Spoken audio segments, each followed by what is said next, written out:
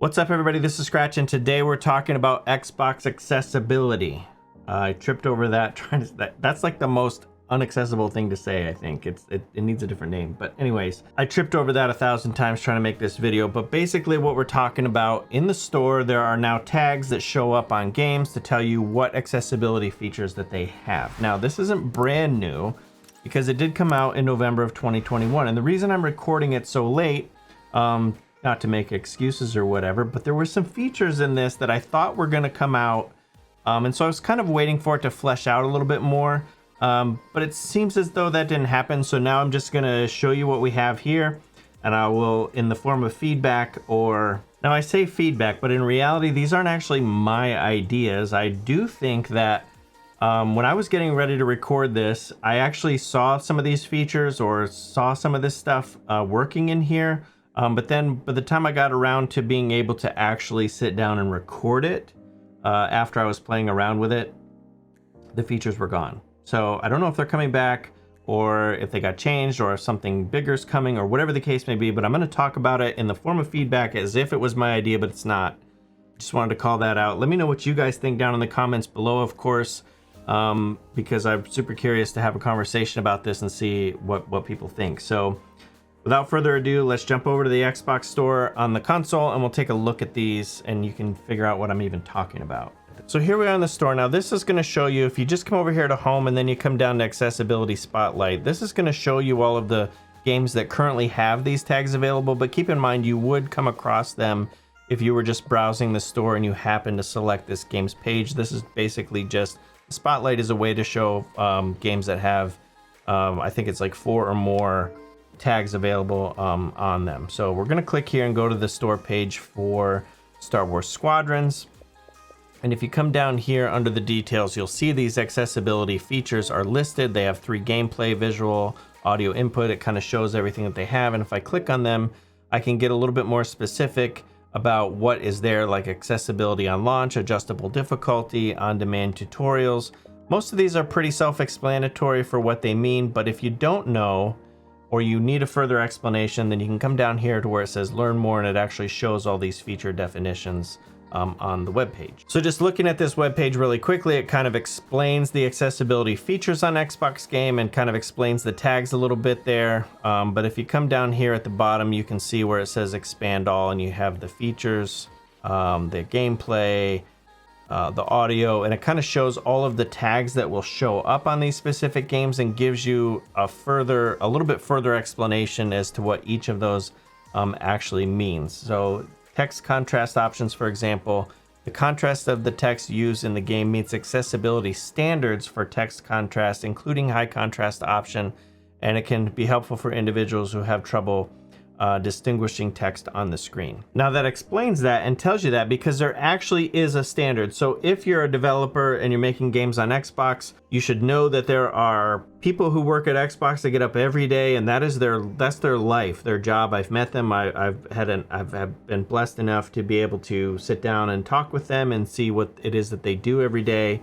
And it's incredible work. It's amazing to even bring this stuff here. And so there are guidelines. There's a whole list of stuff on how to develop your games with accessibility in mind and what these standards are. I've linked all that down below. So if you're interested in that, I definitely recommend you checking that out because it definitely has some really good information in it of stuff that I think should just be standard in games at this point because it just makes it makes things just so much better. It's great. Now, back to Star Wars Squadrons, however, you can see here that they have a list of accessibility features. Some of the developers have actually put a link to their own page where they explain specifically how it works on the game that they've developed. And you can see that here, for example, they actually show you the menus and they actually explain specifically what it is about them because some of the stuff in the standards are a little bit generalized. And so depending on the gameplay of the game or whatever, you might be wondering like how exactly is that implemented?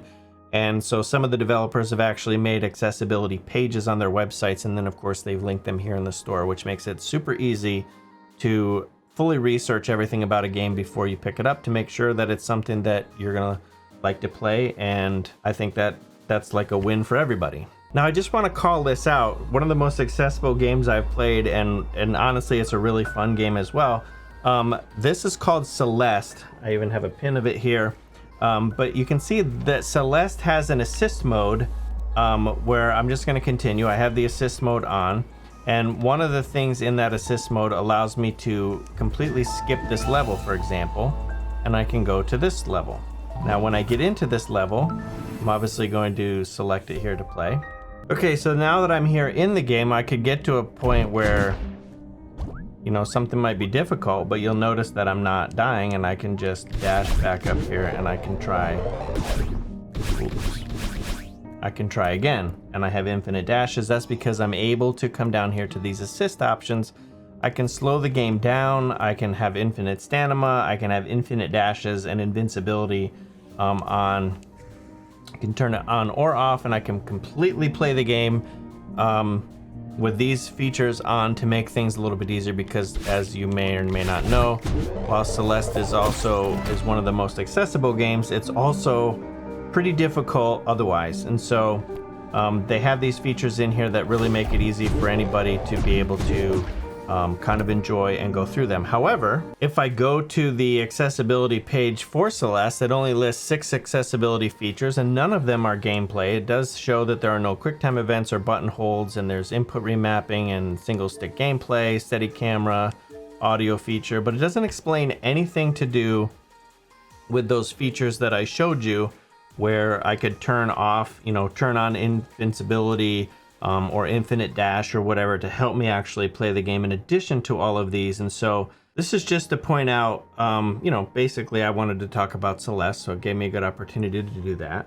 But this is basically just to point out that the list of the accessibility features that you see listed on the store pages aren't necessarily going to be everything about it, but it is going to let you know that the tags are there to give you a general sense of what's there, and it's a good jumping off point, as stated on the definitions page on the support website that we looked at, that this was a jumping off point to kind of get you started and let you kind of see what features are might be available in the game, and then also to check with the developer for further explanation or game specific accessibility features that they might have. But then you can also see that if the developer is putting this stuff in there, it does show that they're actually conscious of accessibility, because they have to actually meet these features in order to get these tags listed here. It's not something that they can just arbitrarily add and say that it's accessible because they said it was.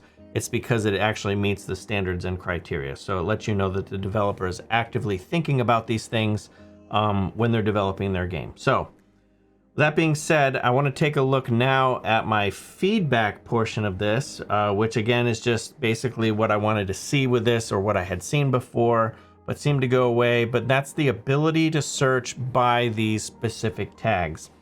If you press X anywhere when you're in one of the screens on the store, there's often an option at the top for you to press X, so that the list of games, like whether it be Game Pass or where we are here with the most tagged accessibility games, or games curated for you or whatever, when you're in these list of games, you can filter through them, and I would like to see it in the search results, honestly.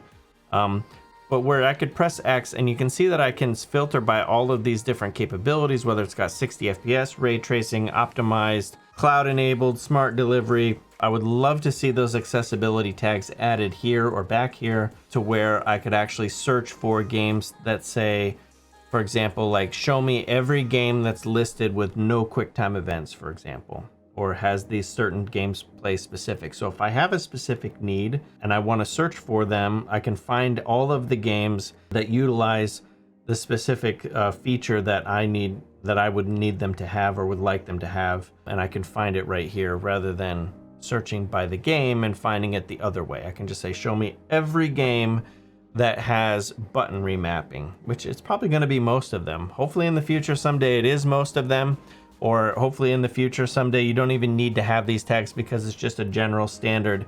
It would be like making a game without saving or something, or a game that doesn't have jumping, or a game that doesn't have, well, I guess some games don't have jumping, a platformer without jumping.